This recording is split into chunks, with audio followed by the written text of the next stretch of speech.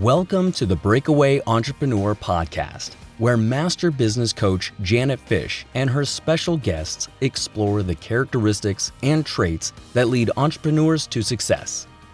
Get ready for real conversations of what it takes to overcome real challenges and break away from your competition.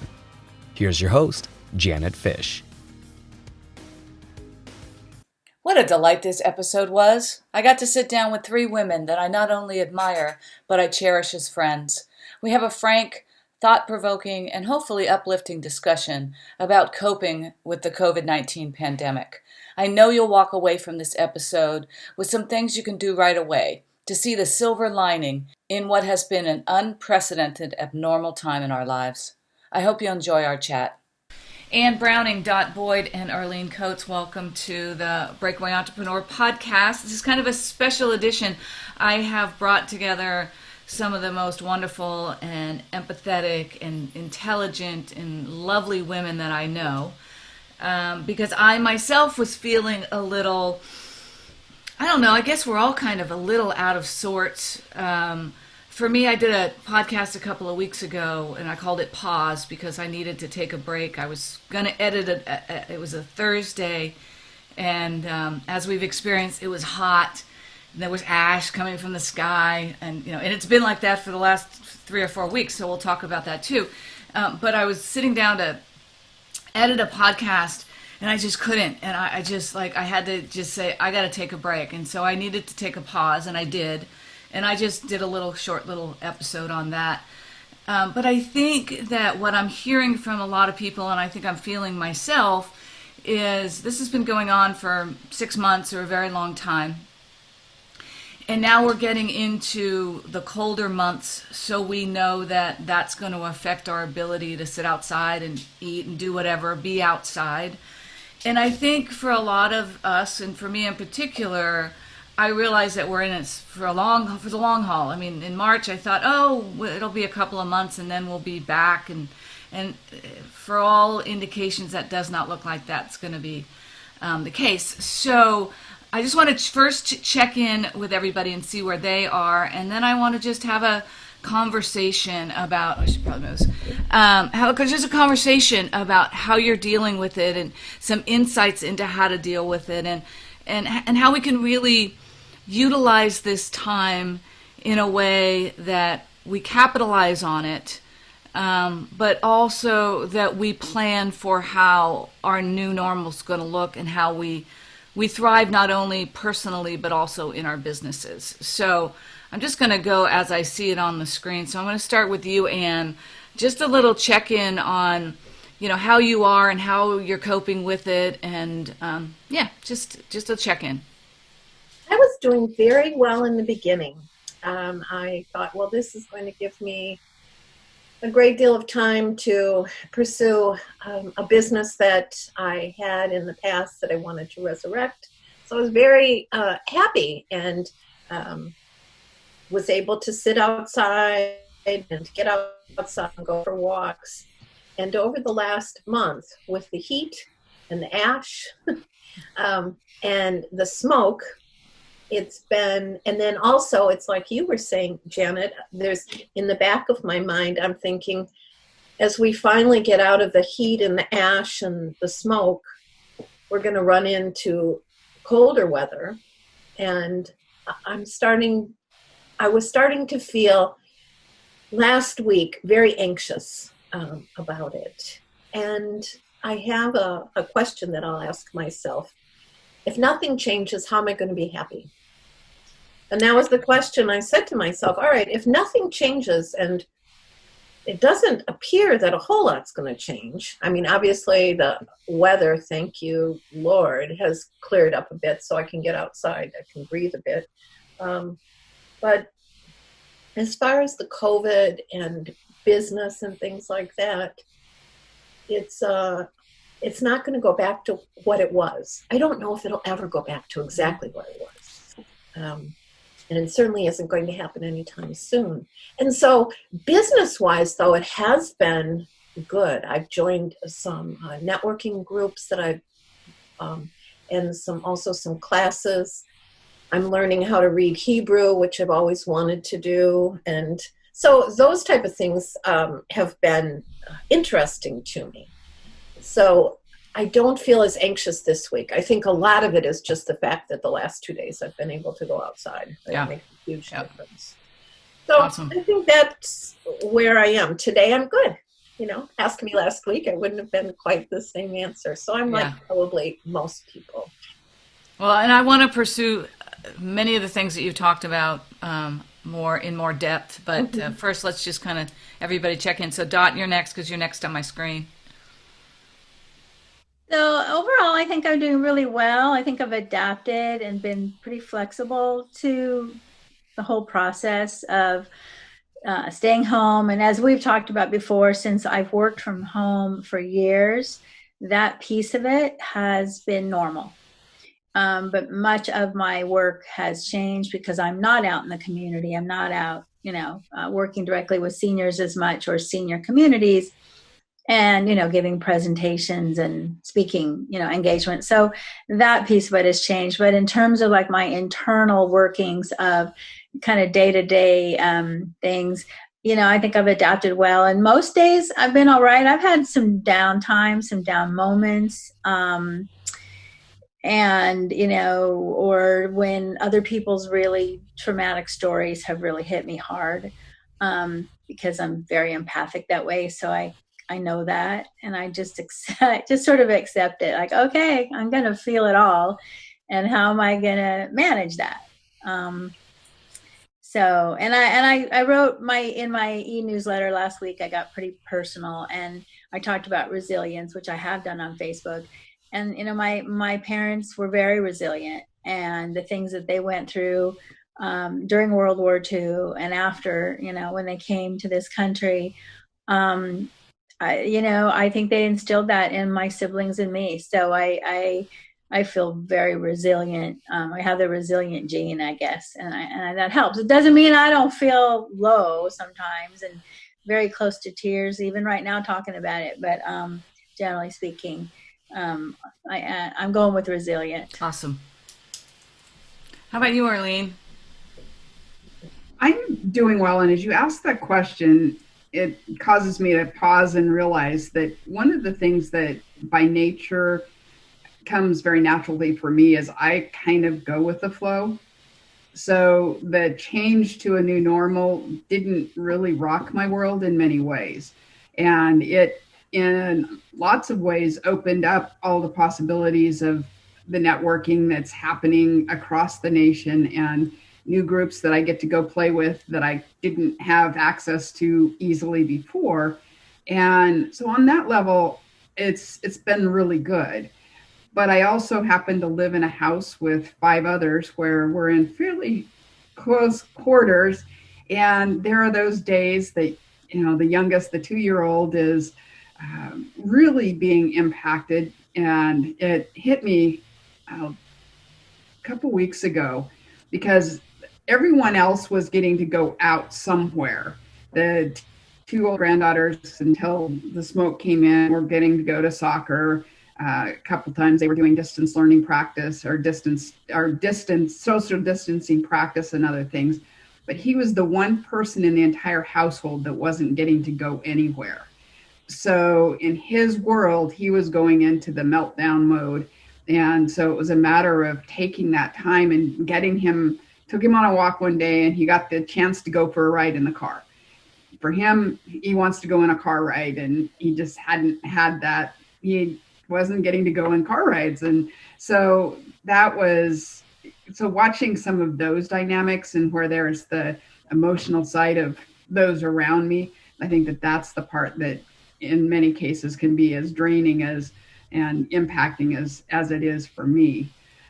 But I was reminded of something that I heard from someone else, and that was, this is a time that we can either focus on discouragement or dreaming. And so you can either stay in that discouraged place or be there for a minute and then turn that into what's possible and go into more of the dreaming side. So that's been a lot more of my focus, is looking at the what's possible side as opposed to the discouragement and the impact of everything else. So. Yeah, and so I want to talk a bit about the negative things that we've experienced. I think we've all experienced some negative things with all of this, but I'd like to really start with, for me personally, and Earlene touched on it, and so did Anne and Dot. So now that we're Zooming, like Zoom networking, which we didn't do a lot of that before. I mean, I did Zoom calls, but we didn't do Zoom networking and get into breakout rooms and interact with people. That has been a huge opening of new opportunity for my business. And I've gotten a bunch of clients from breakout rooms in Zoom calls. Yeah. And as Earlene said, you can talk to people all over the world. You can talk to people all over the country. And I would submit, and I've said this before, if I go to a networking meeting, I go to a chamber meeting, or I go to a meeting, I can easily talk to Dot because I know Dot and I'm comfortable with her. Or I can sit in the corner and just not engage anybody new.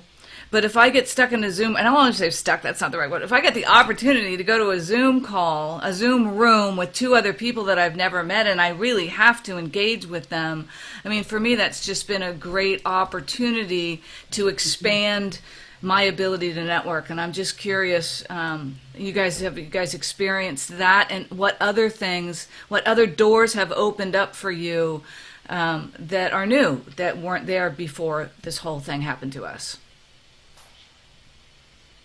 Who wants to go? I'll speak to it. That is definitely true.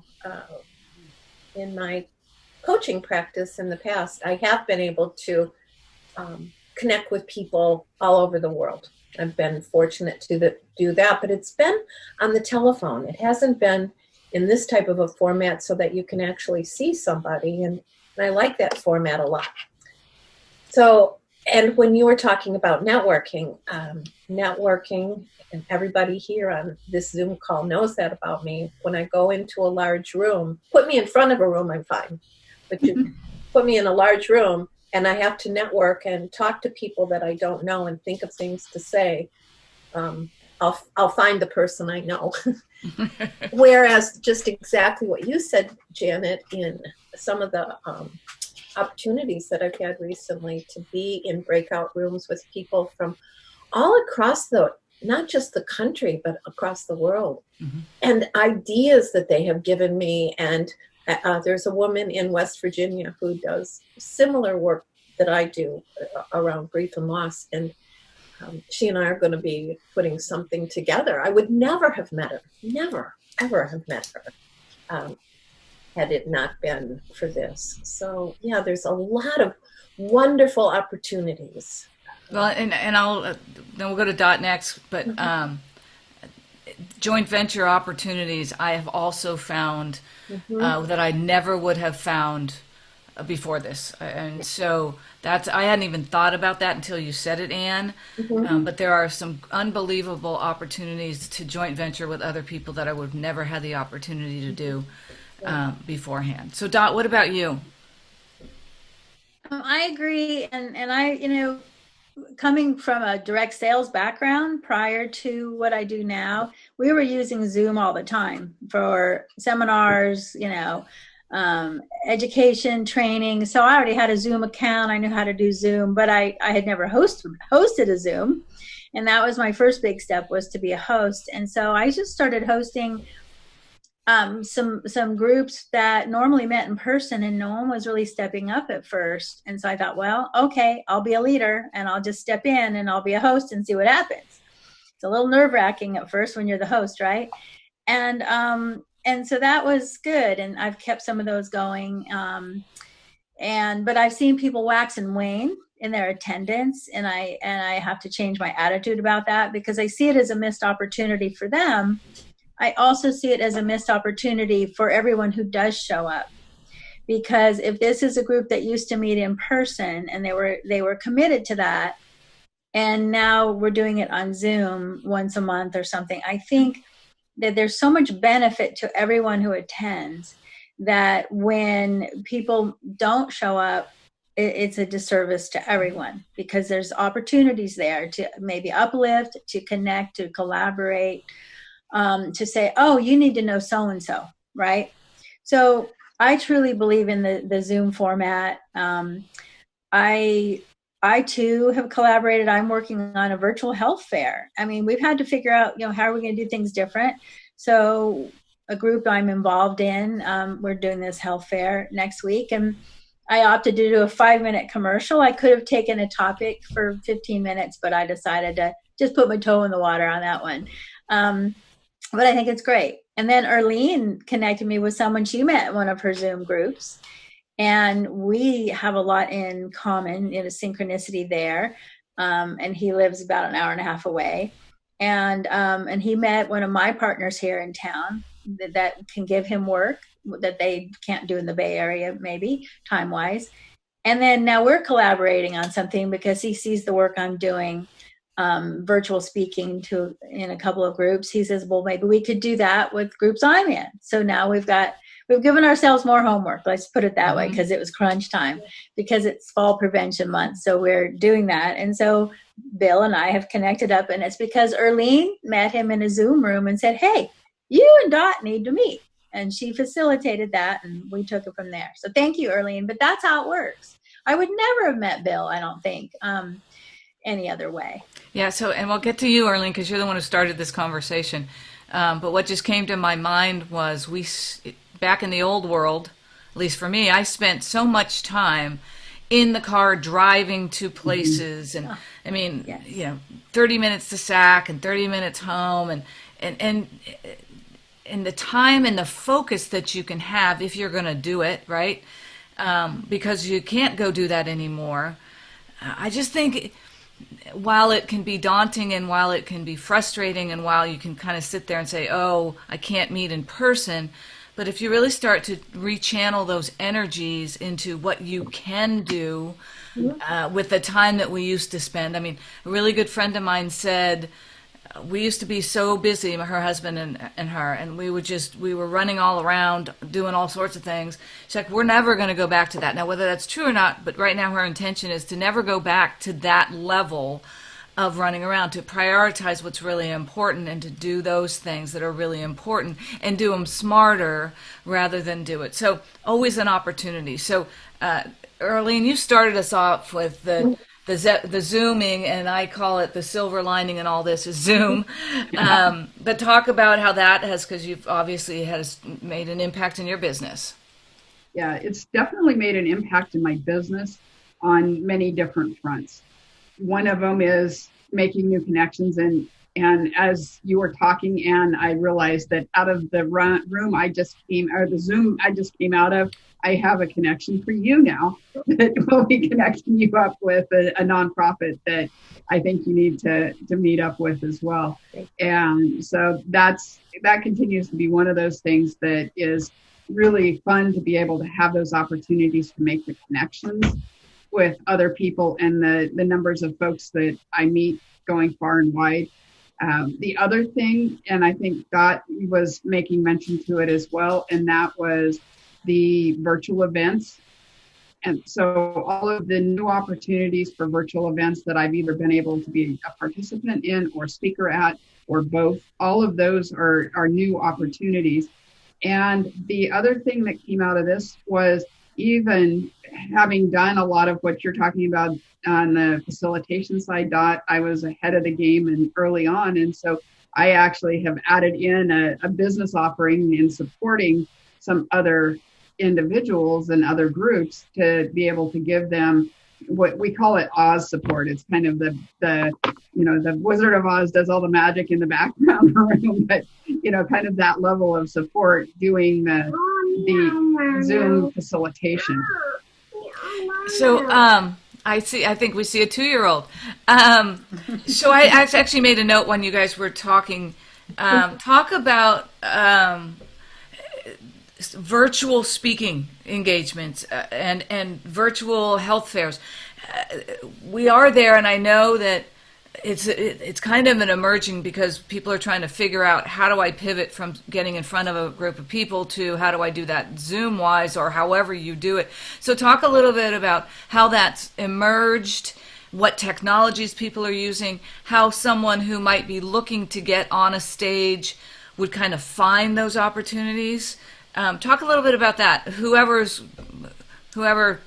knows the most about it, because I don't know a whole lot about that, and I'm really curious myself.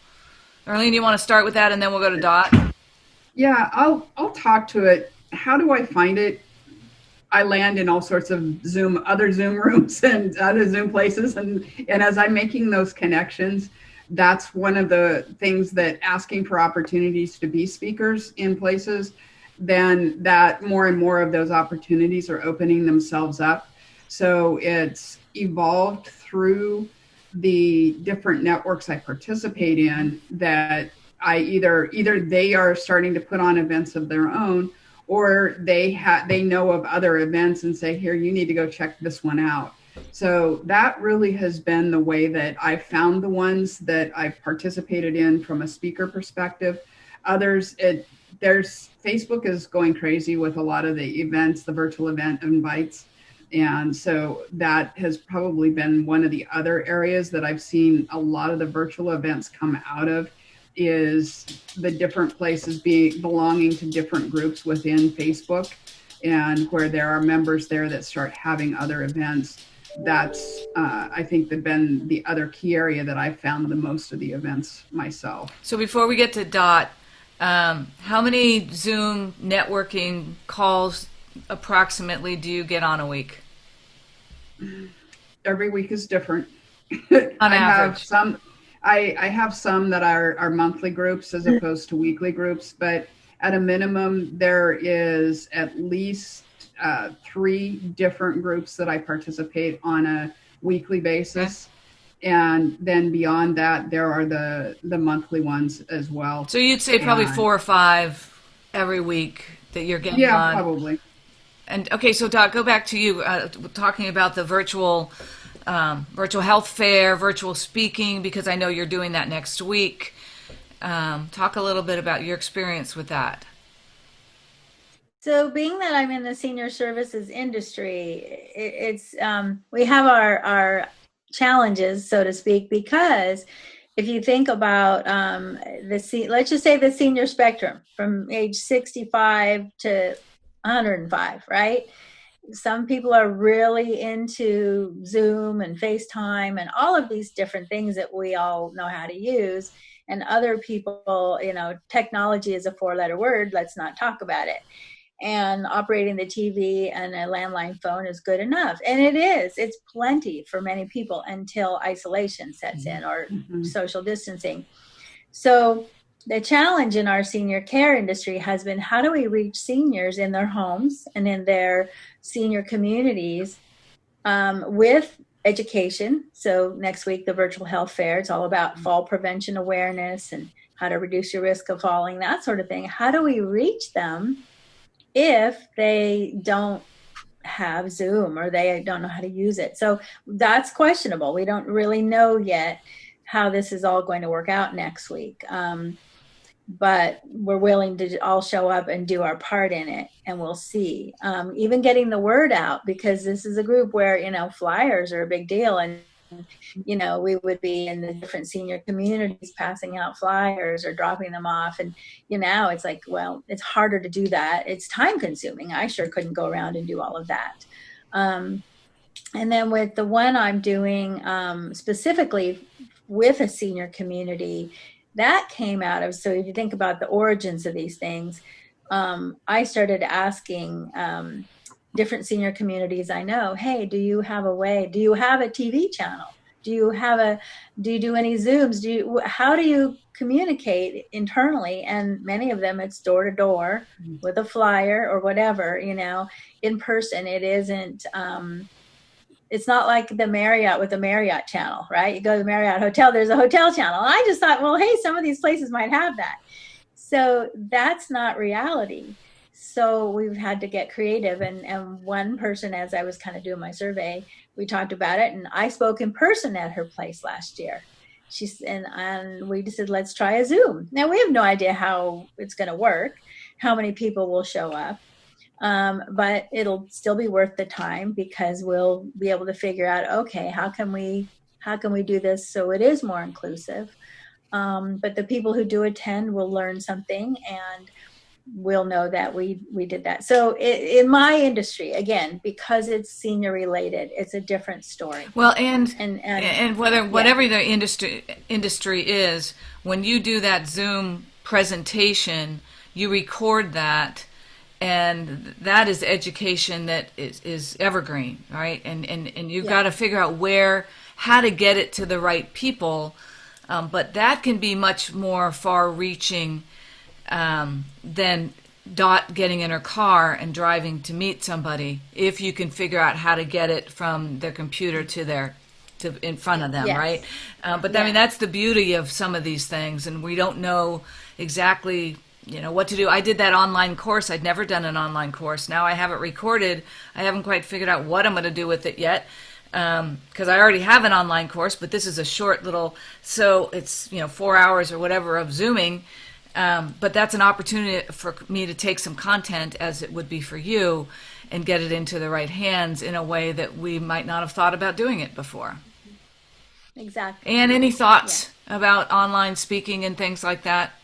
Well, one of the things that I have done in the past, and I really love to do, are workshops. And I kept thinking, well, I don't know how you would do a workshop on Zoom. To have to do 8 hours on Zoom, I just thought. And I did one last Friday. I participated in one. I didn't lead it.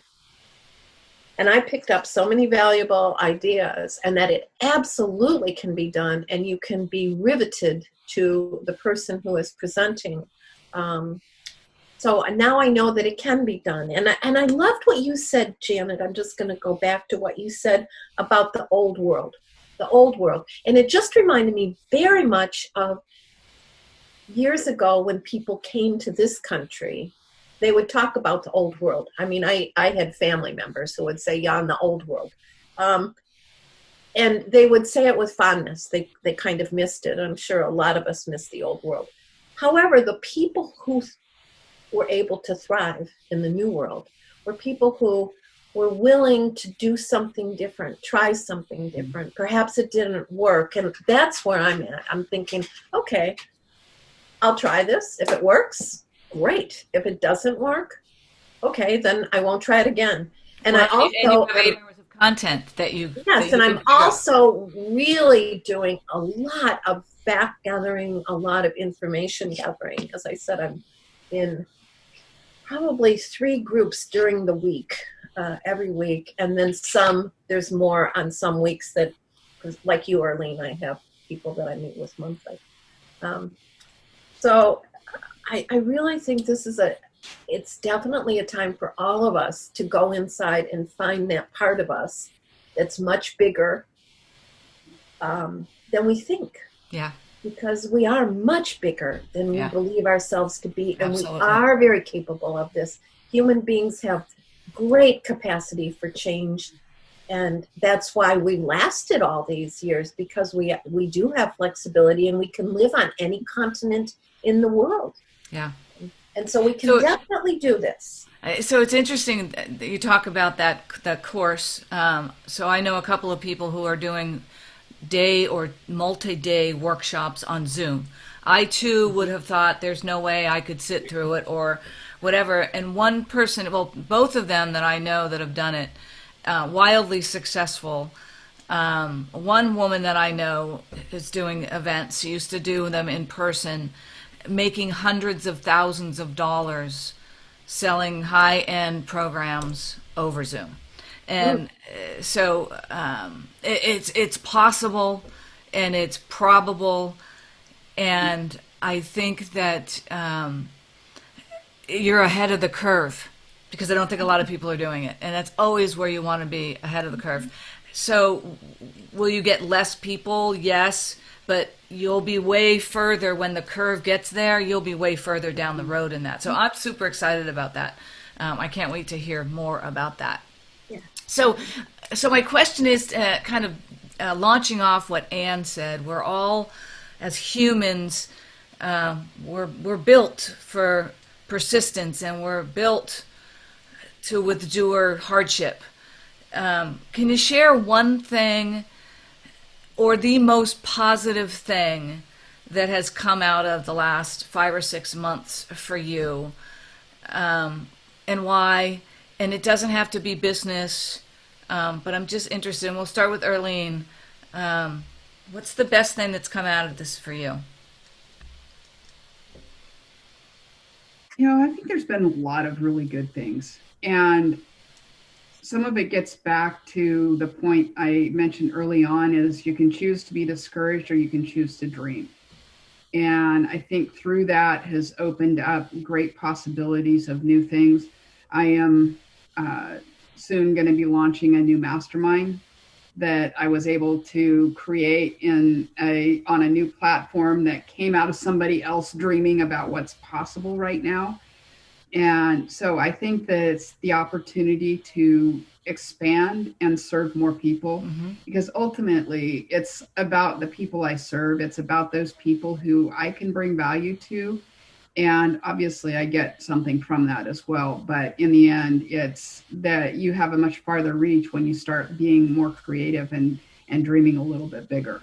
And That's awesome. So I think that for me, it's the opportunity to dream and start stepping out and taking advantage of those dreams. Awesome. What about you, Dot? For me, it's been an opportunity to slow down, because having started a new business in an industry I wasn't in 2.5 years ago, I have been out, kind of on I don't know, some days were frenetic, but marketing, in-person marketing, because people have to know, like, and trust you. And with what I do, that's imperative. So I was out there like, crazy most nights of the week, days, marketing, making connections, building relationships. And sometimes it's exhausting. You always hear me say, I'm not 25 anymore, right? And I felt it. And so I don't miss that. I know a lot of people do miss that, and that being with people all the time. I have truly enjoyed slowing down. It doesn't mean that I don't have long, busy days, right? Creating, thinking, talking to folks, whatever it is I'm doing, meeting with people, but it's at a different pace. And so I've enjoyed pulling back, because I'm not as outgoing and what's the word I'm looking for? I'm not as extroverted as people think I am. Because you'll see, this is one of my tricks, because deep down I'm not an extrovert, but in terms of marketing and building a business, you've got to put yourself out there. And what I've done for many years, even in my 20s, is if I'm at a function, what is an event, what is a way I can help and serve and have a role that doesn't necessarily require me dealing with all the stimuli in the room. So maybe I'm a little bit like you, Anne. When I walk into a room, and especially when I know a lot of people, I'm like overstimulated. My brain is like, oh my gosh, oh my gosh, oh my gosh.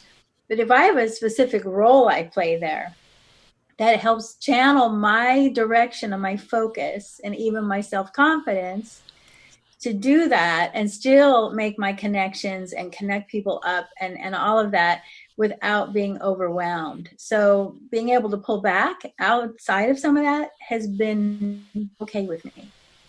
On an emotional level. I can't say that it's necessarily been great business-wise, but on an emotional level, hey, I'm okay with that. Well, and the business will come because of the ground that you're laying right now. The business will come. We've had to do it differently, but absolutely, to me, it's building the foundation of the house, and then the house will go up. And what about you? I think mine has been, as I've been listening, it's really not in the area of business. It's much more in a personal area. And I've been able to expand some spiritual practices that I do.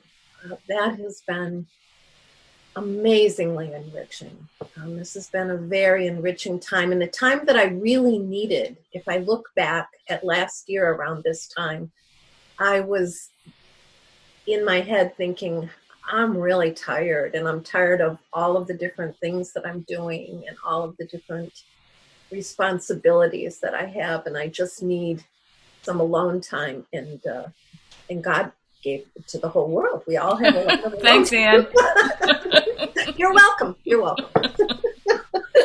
But it really has done that. And it's, again, finding out that there's parts of me.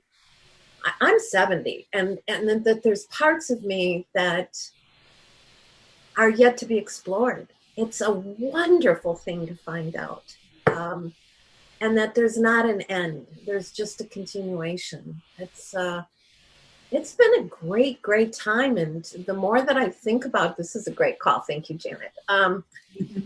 That it's been a very expansive time for me and for Peter, both of us together. Good. That's awesome. For me, I would say it's a little bit of everything that you said. The slowing down a little bit, maybe a lot of that. I came out of this when it started. I was like, I'm going to run a marathon. Like I'm racing. And then 3 weeks into it, I was like, well, I can't keep up this pace. So I went through that. So I learned a lot about myself in this. Mm-hmm. And I would say from a business perspective, and maybe not just business, but it's given me the ability to focus on a couple of things that I want to get accomplished. Like, I have this podcast, obviously we're on it, but I've been able to spend some really conscious time figuring out what is that going to look like and what do I want to do with it. And before, I was just running. Run, never slowing down to say, where do you want to go? You just run. And so that's been a big thing for me, is to be able to take some time off, be kind to myself, but also focus on where do I want to go and how do I want to spend my time. All right. I want to explore a little bit about when we have our challenges, we all have them, the role of how you get out of it, like reaching out, or for me, I reach out to friends. I've been really lucky in that, and you guys have all been part of it. We have allowed ourselves to have get-togethers, the 4 of us or 5 of us in the backyard, socially distancing, whatever. I mean, I have a great support organization, group, friends, family, that have allowed me to have my days and come out of it, and not just personally, but business-wise. So I'm just curious, some of your coping mechanisms, if those are the words you want to use, or just what do you do when you're having one of those days? And how do you get yourself out of it as quickly as possible? Or there's also something to be said of languishing in it for as much time as you need to, hopefully never more than 24 hours, but embracing that, and then how do you pivot from it, or how do you get around it? And so, Earlene, we're going to start with you again, because you're shaking your head like, yes, I want to answer that question. Yeah, well, there were several things as you're talking that came to mind. The very first is definitely there have been a number of those opportunities for social distance outings. But the other thing that I've been teaching this to a number of people, is looking at, as you've got that funk or that obstacle or whatever it is that is causing you to be in that place, is to slow down, take a deep breath, and then look at all of the things you're grateful for in that moment. Focusing on the things you're grateful for then raises your spirit immensely rather quickly. And it does then allow you to start looking at, now, where do I go with this? How do I shift, and how do I take this? How do I overcome this obstacle and move forward with it, as opposed to sitting there? And not to say that there haven't been those days that's just frustrating and ready to take an extra nap, but in general, it is to remember to just pause, take a breath, and look at all those things that I am grateful for, all of those amazing things that are happening around me. And if it's a matter of going outside and seeing a bird fly by, then sometimes that's a really easy way to pick my spirit up, is to go out and explore and experience a little bit of the nature that's all around us. Well, and I suspect that you've also got some great just being with your family, although sometimes it may be a little hectic, to put it lightly. But I mean, just to see those kids growing up and changing, and I talk about being grateful.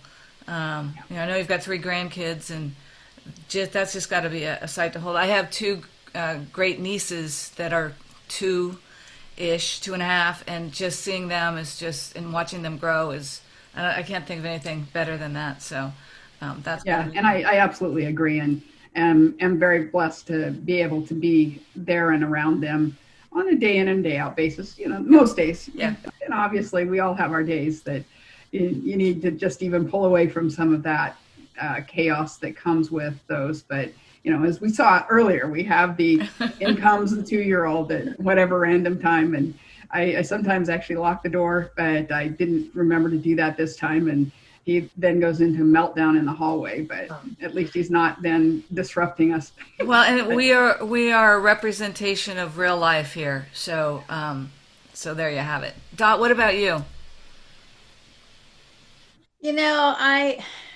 I tend to be internal, right? I do. I spend a lot of time with myself. I always have. And growing up, I was one of those kids who would be happy in my room for hours on end, and it wasn't normal. And other, my sister would have this great social life, and I'm happy in my little dream imaginary world, in my room. So I kind of balance that in my life. So I tend to internalize a lot of things, and then if I'm really angry, then I've got to get it out, and I might share it with my husband. I might talk with a colleague.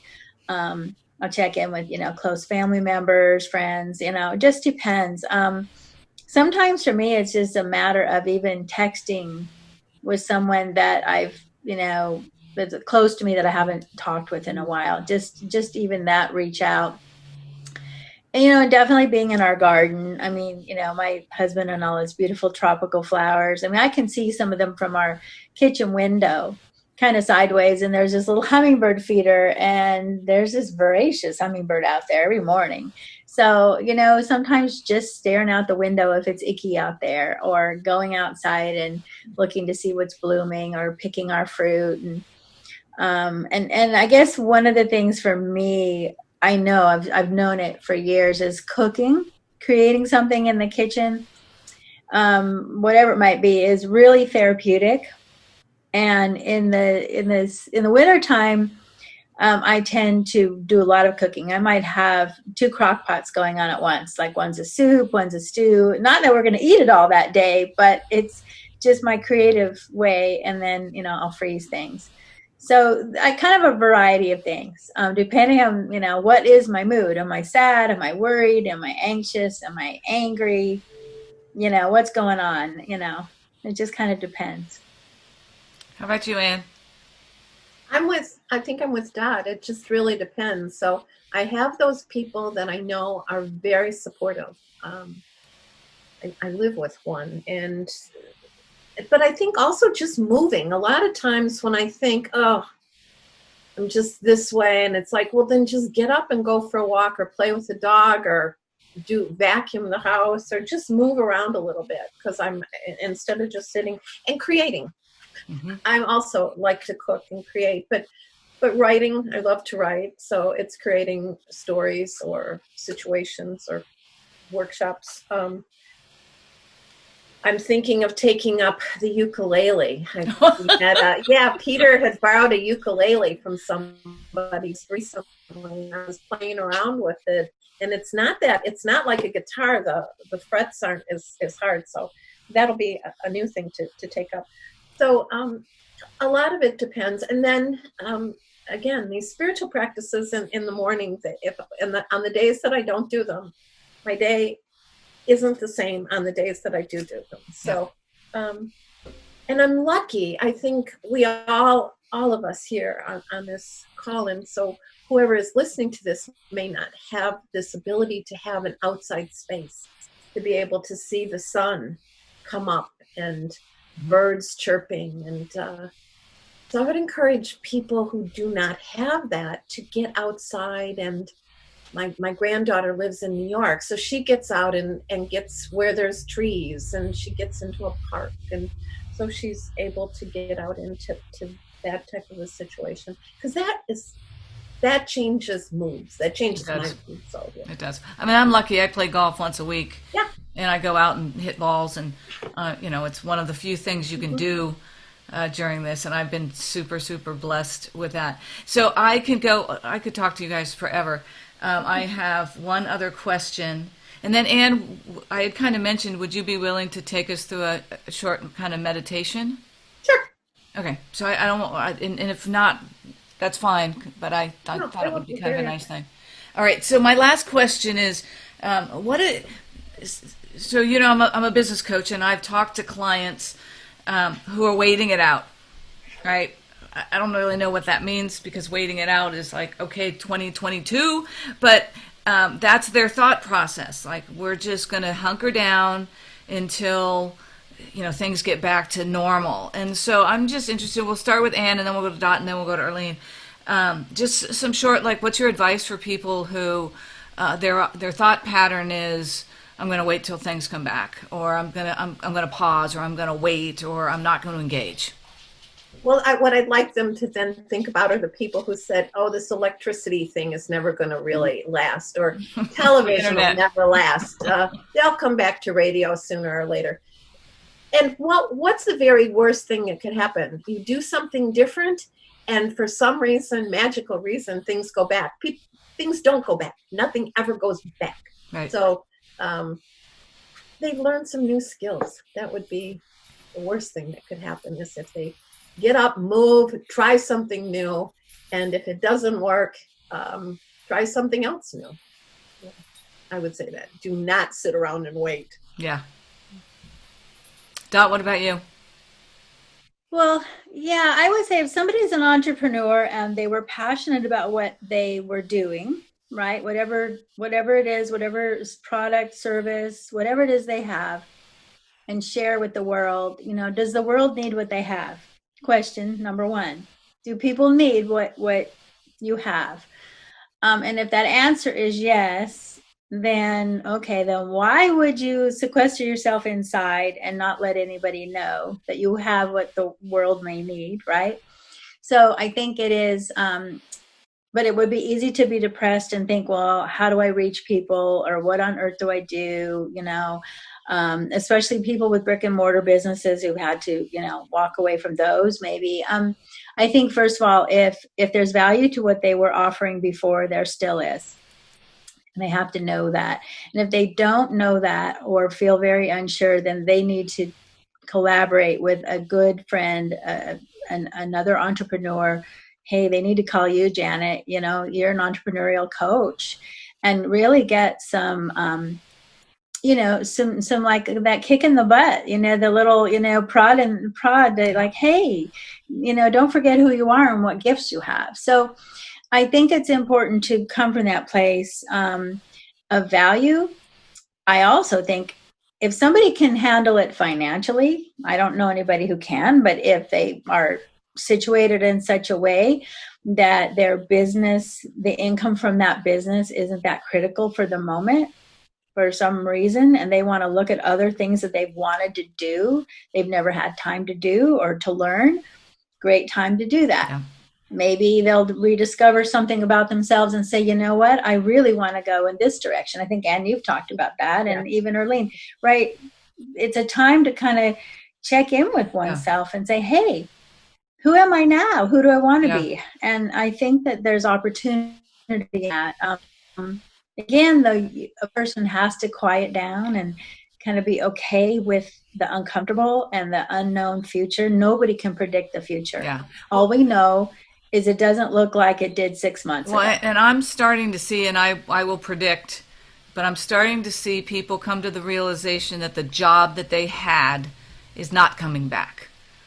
Or if it does come back, it's going to be so long from now that it's not feasible for them to wait and for the job to come back. So I actually think for my business, it's an awesome opportunity to find a whole bunch of new clients who are saying, I had a job now I need to create a company, or I need to create revenue. I need to find something and sell it, and I don't know what the heck to do. Great. Call me, because I can tell you exactly what to do, right? I mean, that's what I do for a living. So I think there's a huge opportunity for someone like me, so I'm being a little self-centered in this, but I really think that there's going to be a ton of people who come to the realization that their jobs aren't coming back, and they've got to figure out what they're going to do next. So thank you for letting me interject that. So Earlene, what about you? Well, and I agree with all that you all said. I know that we're not going to get back to normal.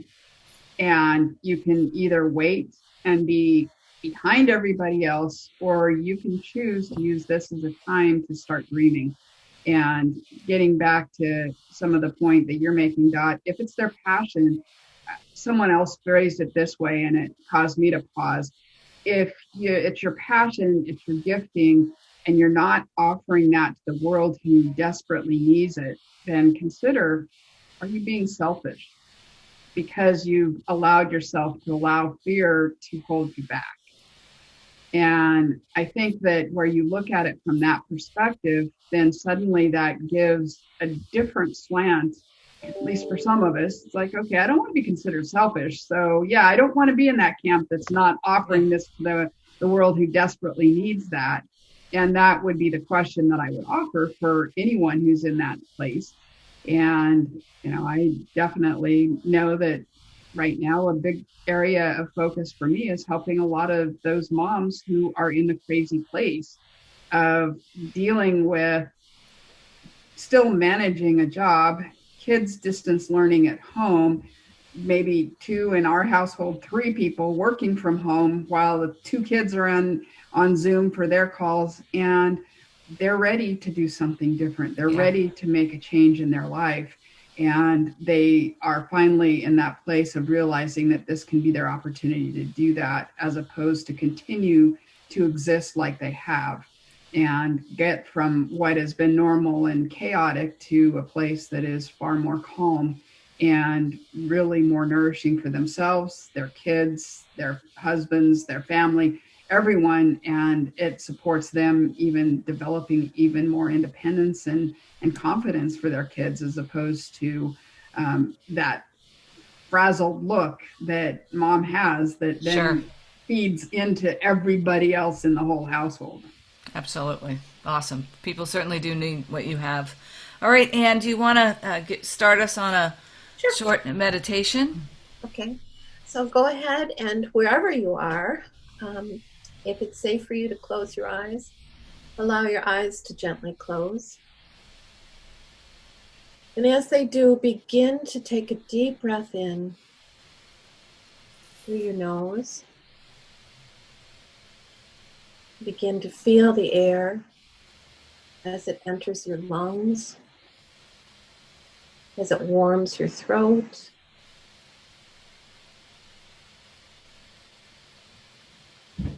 And with your next breath, I'm going to count you as you breathe in.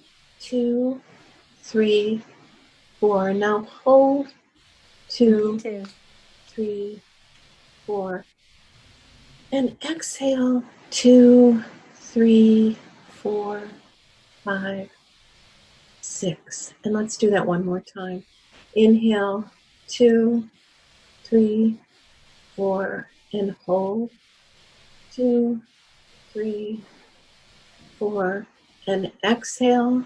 2, 3, 4, 5, 6. And allow that sense of calm that is deep within you. Find that part of you.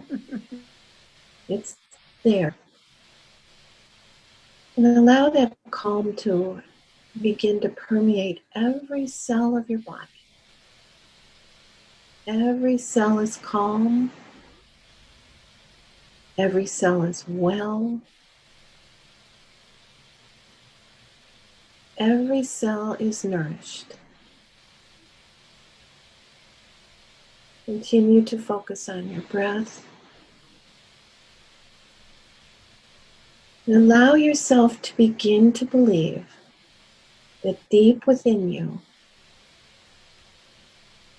is a beautiful pool of calm energy a place of safety, and a place of creativity that you can go to at any time. All you need to do is to take a deep breath. Allow yourself to enter the quiet and the stillness of this time and gaze at that pond.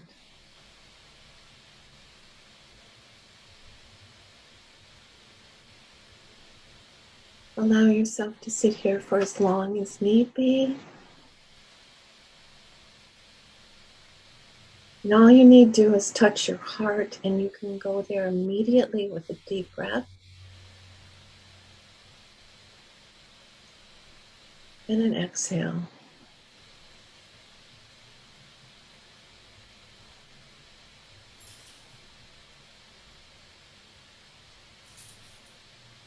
And for now, if you're ready, you can stay there or open your eyes. That was wonderful, Anne. Thank you. You're welcome. Like feeling this whole calm come over me. It's so awesome. Yeah. All right, well, fine ladies, just a couple of, I guess, administrative things. You guys are awesome. I'm going to ask you, or I'm going to put together some contact information and specialty about what you guys do, and we'll put that in the show notes. So if anybody wants to contact you guys to learn more about what you do, that'll be in there. Special note, the links will be there too. Earlene and Dot have been on the podcast, so go and listen to their episode. I'm trying to get Anne on the podcast, but she's been eluding me, so I'm still working on that. I did have her husband Pete though on the podcast. And then one final thing, Dot, you sent this great article. It's called, and I will put a link to it in the show notes. It's called "If You're Already Dreading Winter, Here Are Some Small Things to Prepare Now." And there were just some great little tips in there. So Dot, thank you for finding that. And I'm going to put a link to that in the show notes, because some of the things I've thought about doing, but there's some great ideas in there. So any final thoughts that anybody has before we wrap this up this afternoon? I would like to thank you for hosting this, Janet. It's been, it's kind of, I thought, oh, come on, and it'll help the podcast audience, but really it's helped me. So me too. I kind of did it selfishly. Yeah, it's been great. It's really wonderful. I would like to just, for listeners, everyone has their own inner workings, their own inner wiring, and how they cope with, a pandemic, right? I mean, most of us have never been through this before, and I think it's important to know who you are and like how you respond and how to be kind to yourself. I remind myself sometimes that as a human being and as an entrepreneur and as a wife and a sister and a neighbor, that things may not be as easy as they were before on some days, right? And so I really do remind myself it's okay. Maybe I need to lower my expectations here and there about reality. Mm-hmm. So if that helps anyone, but I think, as I said in my newsletter too last week, if you're going to be kind to others, you really do have to be kind to yourself.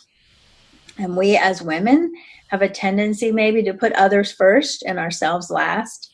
And that whole adage about you've got to put your own oxygen mask on first so that you can help others. I think that's never been more important than as we go into the winter months and the shorter days and the change in the weather through this whole pandemic and whatever comes next. So I just want to put that out there too, Yeah, well, I do that because I have to remind myself of that. Yeah. Well, and I would like to kind of wrap it up, and I'll give Earlene the last comment, but I want to go back to what you've said a number of times, Earlene, and kind of leave us with the thought of you can deal with it in the way that you deal with it, or you can dream. And like I got goosebumps right now just with the thought of you can look at it as what's happening to you, or you can look at it as an opportunity to dream something that you've never even considered. Yeah. And I think that's just a fabulous thought. So thank you, ladies. Thank you so much. I appreciate you so much. You guys are wonderful, and I appreciate your thoughts and your time, and I guarantee my listeners will feel the same. Have a great rest of your day. Thank you for listening to the Breakaway Entrepreneur Podcast. If you like the show, please rate, recommend, and review us on Apple Podcasts, Google Podcasts, or wherever you get your podcasts so we can share more actionable insights with the entrepreneur community. Until next time, challenge your mindset, be bold, take action, and financial freedom will follow.